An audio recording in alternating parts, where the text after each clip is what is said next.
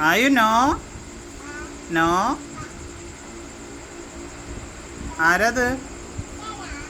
വല്ലഭൻ വല്ലഭൻ.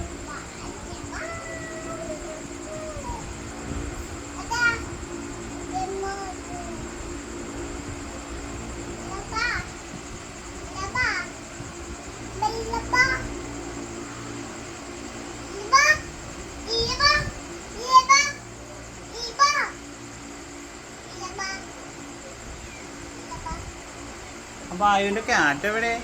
Cat എവിടെ?